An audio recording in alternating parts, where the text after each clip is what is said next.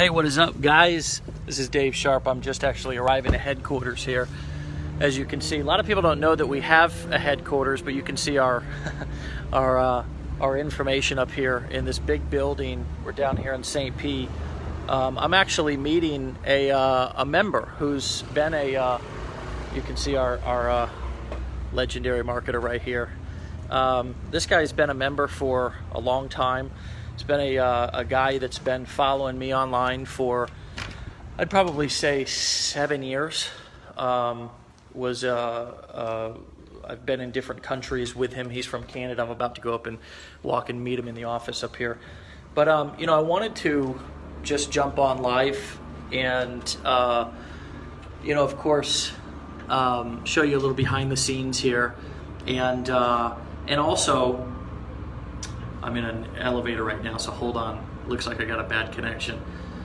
Also, I wanted to talk about some things about some of the, what you should do if your expectations are not met here, okay, at Legendary Marketer, which of course, we want to do everything that we can to try to meet your expectations. But sometimes we're not going to meet your expectations. So I want to talk a little bit about that on this live stream. But for right now, lots of surprises. I'm actually going home and surprising my wife with a car today. She's not in here, so she won't see this. But here we are. We're about to go in. And look at this. What's up? I'm actually live in the group right now, man. What's up, bro? Fine, you? Good to see you, man. Yeah. Great. Good times. Yeah. How are you? Could be more excited.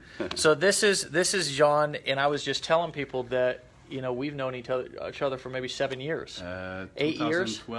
2012. And we met at in Costa Rica. Yeah. The first time. Exactly. Ricardo, what's up? Hey guys, what's good? Closing deals for you, baby. Hey, I heard you. You were telling them that you. Here, let me sit down. You get a gift, the car. Oh yeah, so I'm getting ready to go home and surprise my wife. Okay, so I'll surprise you with gift right live. Nice. So first, this one is like a mix of Canada and something else. Nice. Discreet. Secret society. Yeah, but it's discreet. I see it. I see it. I love it. And this one, that's something you're gonna fall in love with. Really, what is it? It's a mouse, but a trackball. Okay. So that you see more here. And this one is great. It's a new model. I had the Ancient, the previous one. This one you can adjust depending on how you feel more comfortable. And that's for me. Yeah. Thanks, brother. You're welcome. Appreciate that, man. Yeah, exactly. But it's the new version. The upgrade. He got me that upgrade. We're mouse brothers. What's up, guys? I love that mouse. Yeah, it's great. Andrea's on. Julie. Bill's on. Drop a comment, guys. I need to go live in here more. So, That's Andy. Okay, cool. Hey. Andy are you on with him right now? Andy Benson. Nice. Hey, there was a. So, I'm not going to be on long, and then we'll chat, and then I got to be back to Good. help surprise my wife here Yeah, because sure. I got her a car. So, anyways, I was just talking about what if somebody's expectations are not met here, Yeah. and one of the things that I think, is for you, I want you to share, just because you're here in 5 minutes, what the journey has been like for you over the last, well, I've known you since 2012. Is that when you started online marketing? A little bit before. Yeah. The first time really was in 2006. Yeah. But very, very part time because I was working like almost 7 days a week with my regular job.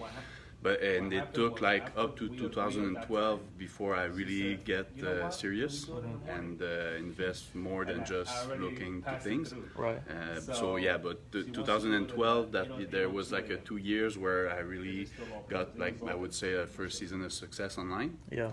And then after that, I had financial problem, and to make a short story, I went back to working in a regular job as a sales rep. And when I really came back online, and this time full time, is with Legendary Marketer, when we started about a little less than 2 years ago, February. Not the last one. It's 2017. 2017. Yeah. Well, that's what I love about your journey. Just knowing that now about you, and then the same thing has happened with me and so many other people. It's not always this uphill. It's not always just you get more success.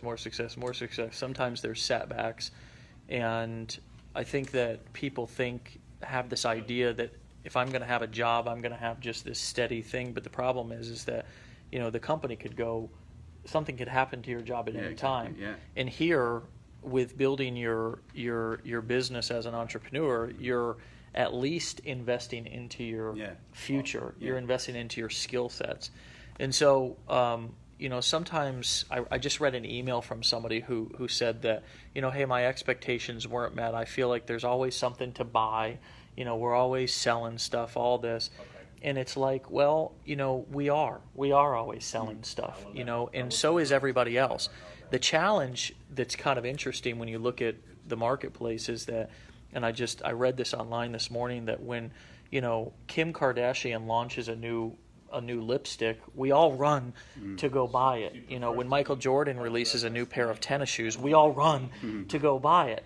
But it's like when we think about investing in ourselves, it's like we're hesitant to do it. You know what I mean? When we're talking about, like, when you buy a pair of tennis shoes, you plan on wearing that tennis shoes for a couple of years. You run to the store without hesitation to buy that dress or that makeup or those tennis shoes, and in doing so, you're essentially investing into somebody else's business. Every time we buy something. And I think the mindset shift with entrepreneurship is, no matter how long this takes, and no matter what other people's behavior is, you can't let one person ruin it. Legendary is the most, and we created this intentionally. We're not trying to be the next biggest company in the world. We're just trying to have integrity. We're trying to teach people the skill sets that they really actually need without the hype, and we are going to sell stuff. You can't be. I think one of the biggest things about being a good marketer is you have to embrace people actually selling stuff instead of having it turn you off. And that doesn't mean that sometimes you're not going to have a bad experience. And if you do have a bad experience with Legendary, we want to hear about it because we want to fix it. Somebody just had a bad experience and emailed, and I could tell it was legitimate, something that happened. And I picked up the phone and called them personally. I didn't get them. I left a message, gave her my personal email.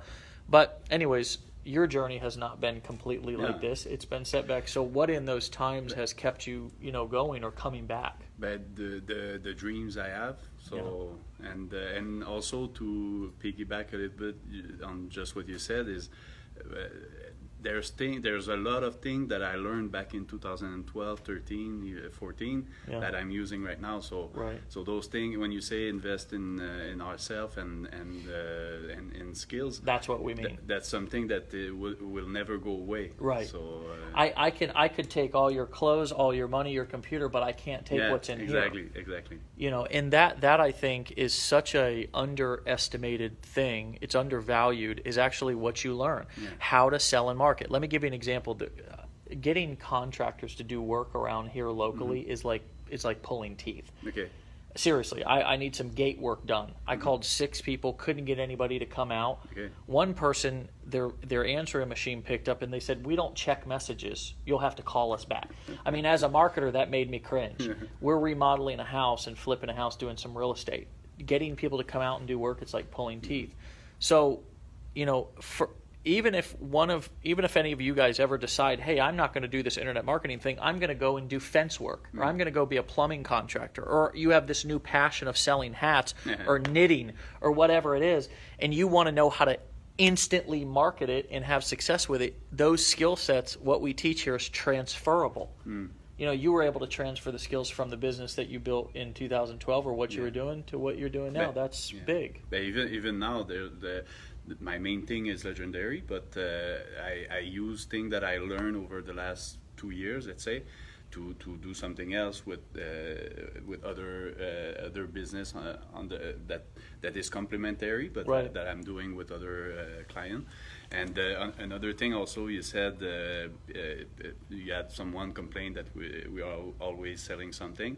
That's something, another shift that I had maybe about a year ago is now when I buy something, not only I enjoy it and I'm okay with buying things, but also I use it, just the buying process, I use it as a learning training in itself, because I'm looking at how the person I'm buying from is doing his thing, how he follow up, how he's pre-framing or doing. You can learn either how to do it or how not to do it. Yeah, exactly. But yes, you're noticing. Yeah, exactly. You're paying attention. Yeah. I just bought something yesterday for $30,000. It was a coaching program. Okay. It was a coaching consultant that's going to come in and help us with our operations. Okay.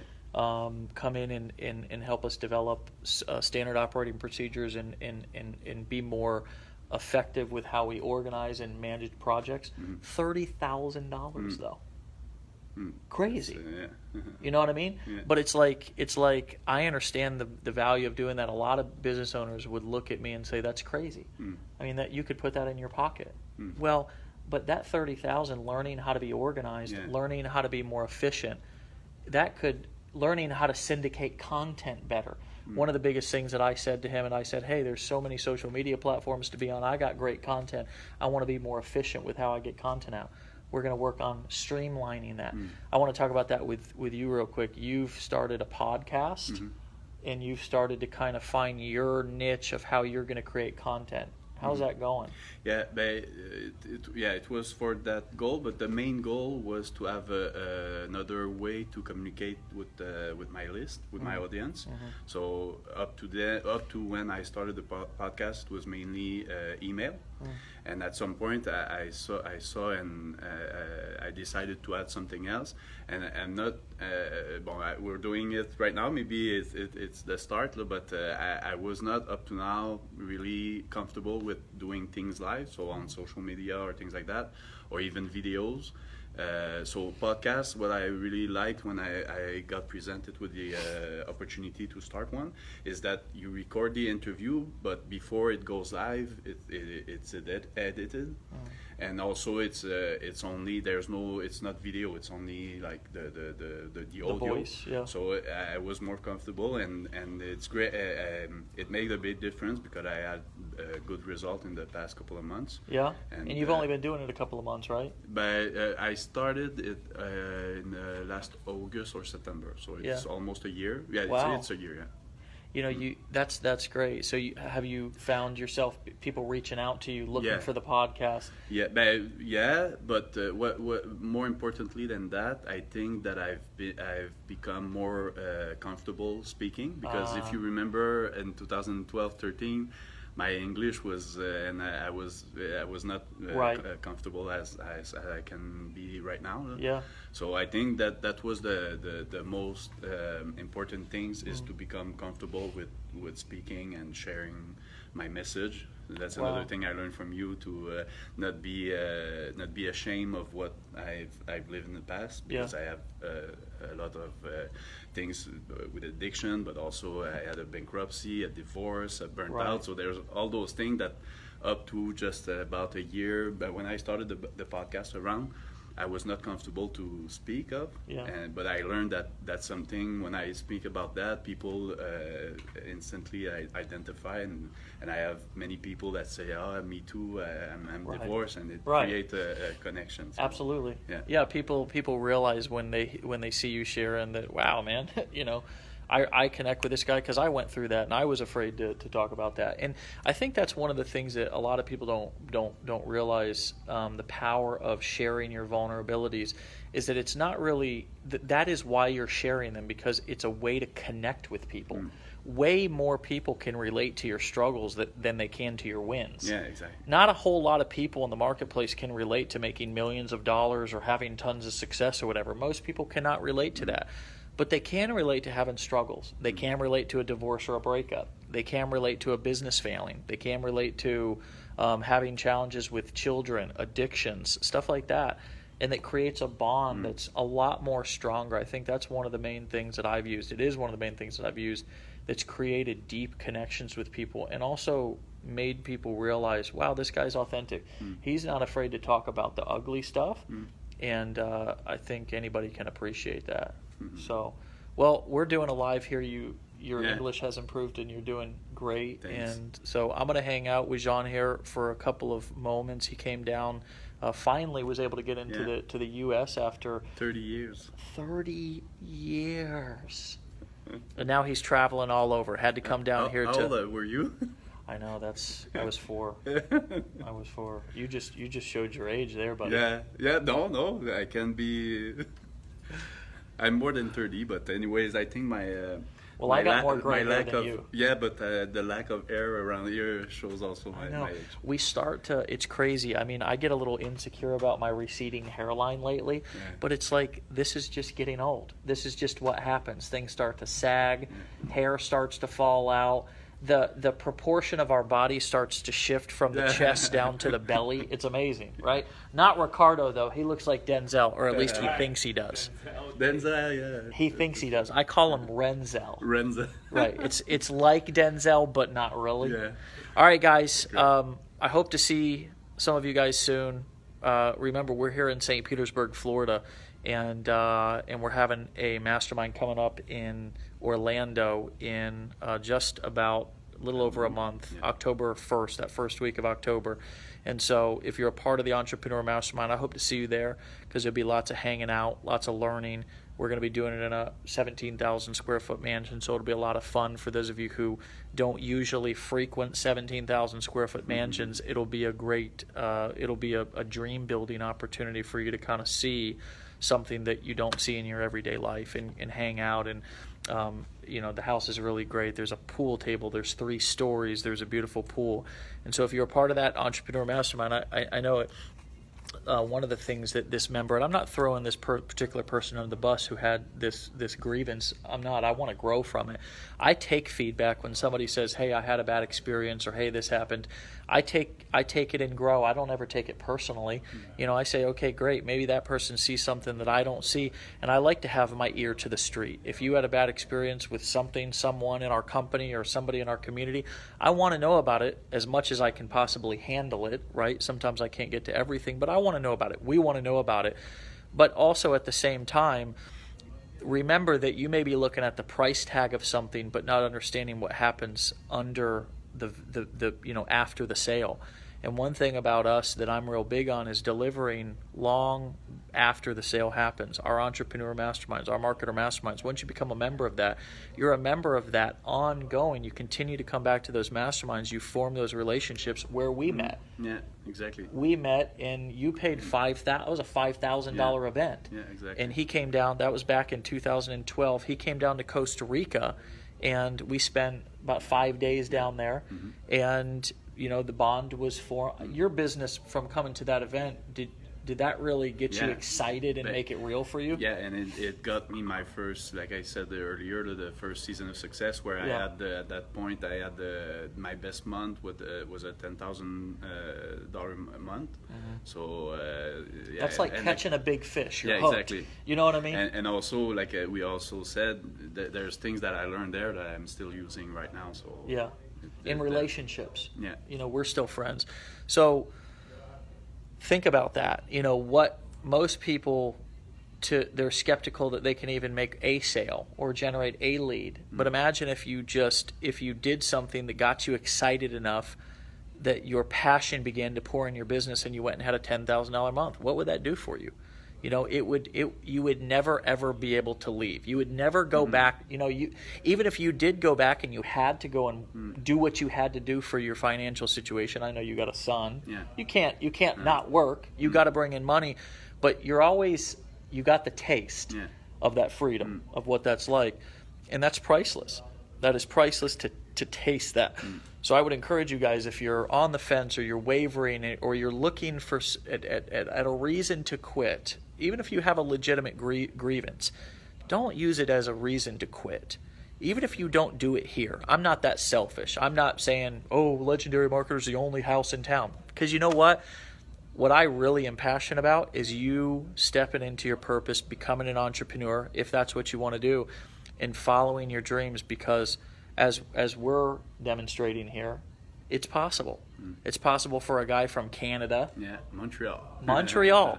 Couldn't get into the U.S. for 30 years, finally got in, and is now traveling around, is back building the digital business and having quite some nice success. Yeah. You know, I'm not going to get into quoting his numbers because it's not important. I'm just going live here because we're in the office and I wanted to say hi. But I'm not even going to say his numbers. They're fantastic though. And you know, I'm really proud of you, how far you came. You guys, I'm going to catch up with him. We'll talk to you guys later. Take care. Hey. Hope to see you soon. Take care. See you in Orlando. All right, guys. Bye-bye.